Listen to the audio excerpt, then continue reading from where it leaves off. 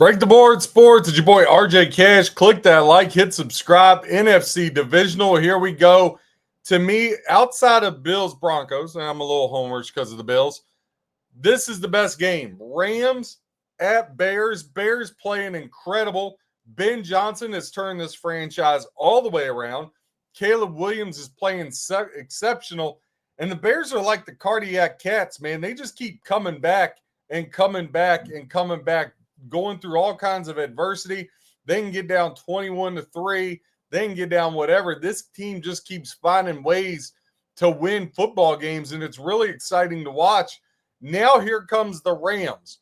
Before the season, I had said Rams-Bills Super Bowl, bet it again at 33-1 before the playoffs started. But I got to tell you, I'm a huge Stafford fan. I think he's the MVP. I mean, I really think it should go to Josh Allen, but because if you take him off, the Bills don't even win 4 games. But from a statistical standpoint, Matt Stafford should be the MVP. But I got to tell you guys, he looked like doo-doo against the Panthers. I mean, I know everybody's crowning Matthew Stafford because of that last drive, and I think that's great, and it was fantastic to watch, and that's the Matthew Stafford that I've come accustomed to. But, man, he missed a lot of throws in that game. I mean, he missed a lot of throws. And on the other side, all I've heard is Shula's name and head coaching searches and how great this Rams defense was, but it's fallen off. They gave up 31 points to Bryce Young and the Panthers. What are you going to give up to Ben Johnson, Caleb Williams, DJ Moore, Adunze, Swift? I mean, what are you going to give up?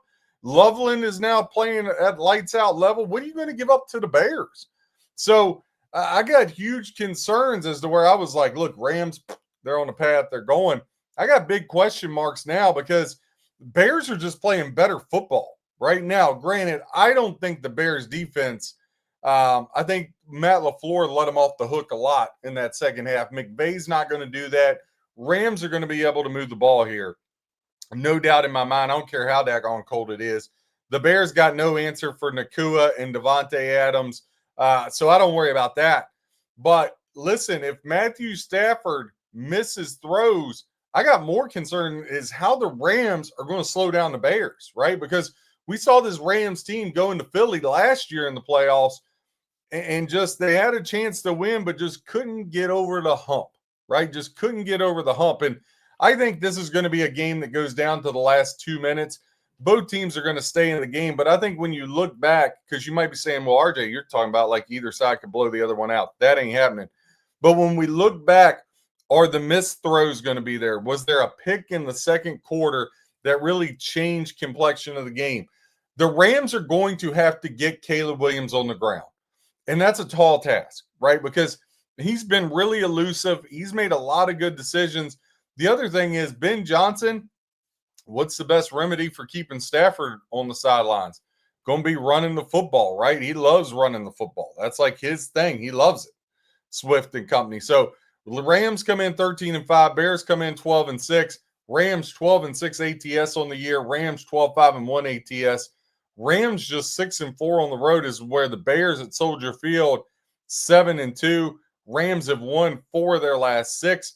It's funny.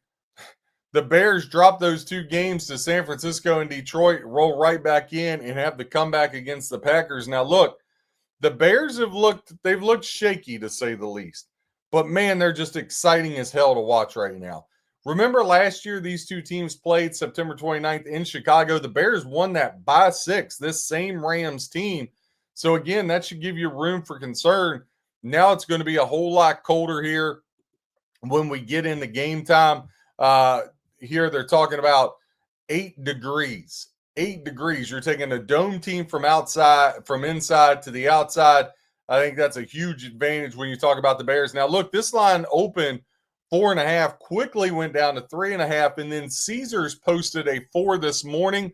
Right now, the 3.5, though, across the board, 61% ticket count, 67% of the handle going to the Bears, 39% ticket count, 33% of the handle is laying the 3.5 on the road with the Rams. Your total sets 48.5, 60% of bets equaling 51% of the handle going over 48.5, 40% ticket count, 49% of the handle going to the under. Obviously, these 2 offenses, you think over. But when we dive into the stats here, on the road, both on the road overall, doesn't matter. Rams, number one scoring offense in the National Football League, 32.1 points per game on the road is to where the Bears, 11th best offense at home, 26.2. But I want to really focus on the defense here. I know I've been talking about that, but I just kind of want to hammer that home. I think it's a big deal.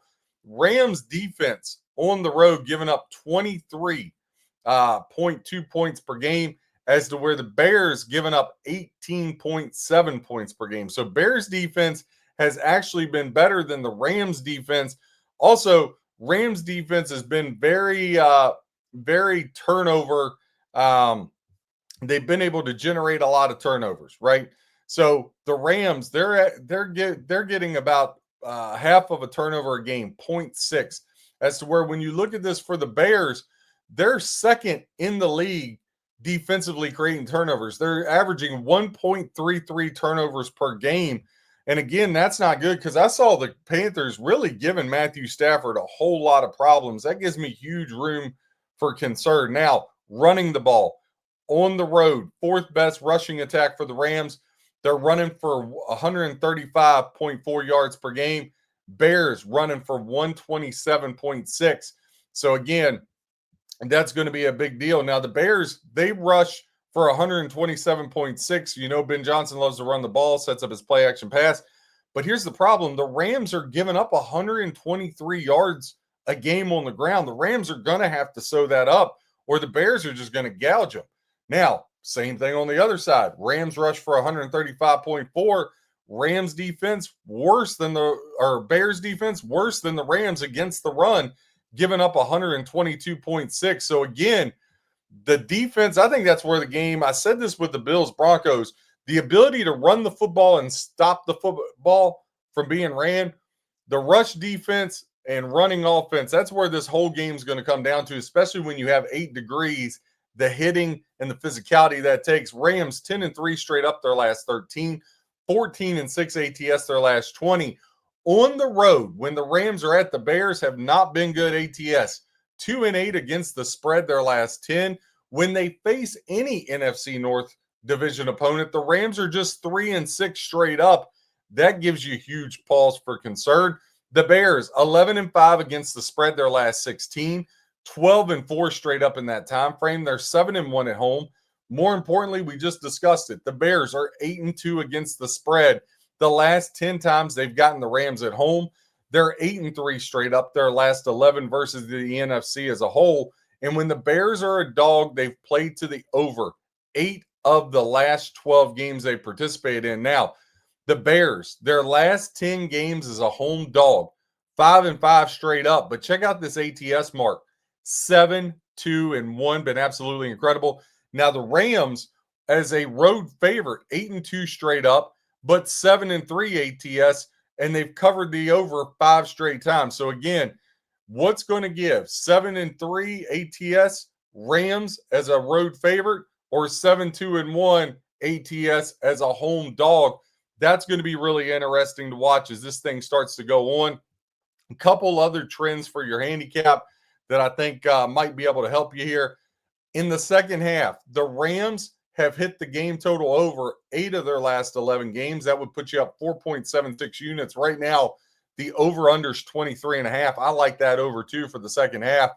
Bears 14-7 to the money line, their last 21. You can get them plus 172 over at FanDuel. That puts you up 10.8 units.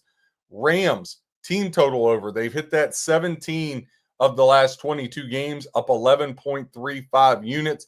Bears money line, second half, plus $1.40. Bears have hit the second half money line 10 of their last 11 games, folks. That puts you up 11.1 units, a 75% return on your investment there. Again, when I look at this game, that running the ball, rushing defense is where this thing's all going to come down to. When you also look at some player props to help you here, I think touchdown scores, obviously the running the ball one, right? So Kyron Williams, plus $1.30, DeAndre Swift, plus 160, Loveland, plus 195, Monangai, plus 230. I think all those are in good shape there. If you look further down, anytime touchdown, Caleb Williams might be interesting. plus 370 for him. Zacchaeus underneath, he runs those little routes, 7.5 to 1. So a couple different things there that might be able to get you. Tutu Atwell, 19 to 1 for the Rams. So when I look at this game, I got to the window. I will say this. I think the fours are going to happen because if you go over to FanDuel right now, right, the plus 3.5, if you like the Bears, plus 3.5 is minus 104. That's telling you that the line is going to move because the juice keeps going down and down on this one. So if you look at, I like the Bears. I took the Bears plus 4.5 minus 120, plus 4.5 minus 120. But as far as the 3.5 goes, I love the Bears and the 49ers. 2-team 7-point teaser. You get the Niners plus 14.5, the Bears plus 10.5. I absolutely love it. I think the Bears have a chance to win this one outright, but I love them plus 4.5 minus 120. RJ Cash, Break the Board Sports, giving you stats, trends, and information to help you with your handicap, whether you fade or follow. Hope you win your bets. God bless and happy handicapping.